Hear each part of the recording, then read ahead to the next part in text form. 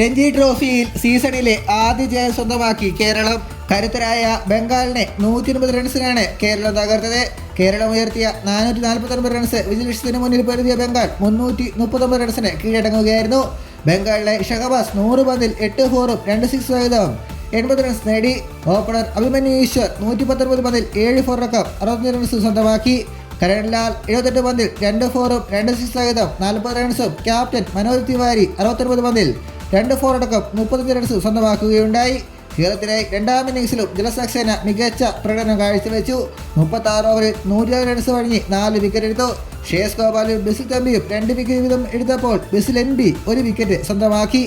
നേരത്തെ ആദ്യ ഇന്നിംഗ്സിൽ കേരളം 363 റൺസ് എടുത്തപ്പോൾ ബംഗാൾ 180 റൺസിന് പുറത്തായിരുന്നു. 9 വിക്കറ്റ് വീഴ്ത്തിയ ജലസക്സേനയാണ് ബംഗാൾ എറിഞ്ഞിട്ടത്. ഇതോടെ 183 റൺസിന്റെ ഒന്നാം ഇന്നിംഗ്സ് ലീഡും കേരളം സ്വന്തമാക്കിയിരുന്നു. രണ്ടാം ഇന്നിംഗ്സിൽ കേരളം 6 വിക്കറ്റ് നഷ്ടത്തിൽ 260 റൺസാണ് സ്വന്തമാക്കിയത്. കുന്നമൽ 51, സച്ചിൻ ബേബി 51, ഷേസ് ഗോപാൽ 50, അക്ഷയചന്ദ്രൻ 36 എന്നിവർ മികച്ച ലീഡ് ഉറപ്പാക്കി. മധ്യനിരയിൽ ബാറ്റിംഗ് ഇറങ്ങുമെന്ന് കരുതിയ ക്യാപ്റ്റൻ സഞ്ജു സാംസൺ ബാറ്റിംഗ് ഇറങ്ങാത്തത് ആരാധകർക്ക് നിരാശയായി. 8-ാമനായി ബസിൽ തമ്പി വന്നിട്ടും സഞ്ജു ബാറ്റിംഗിനെത്തിയില്ല.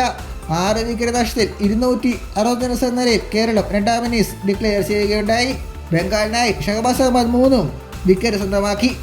ഇതുപോലുള്ള പുതിയ വാർത്തകൾക്കായി ചാനൽ ഇപ്പോൾ തന്നെ മറക്കാതെ സബ്സ്ക്രൈബ് ചെയ്ത് വയ്ക്കുക.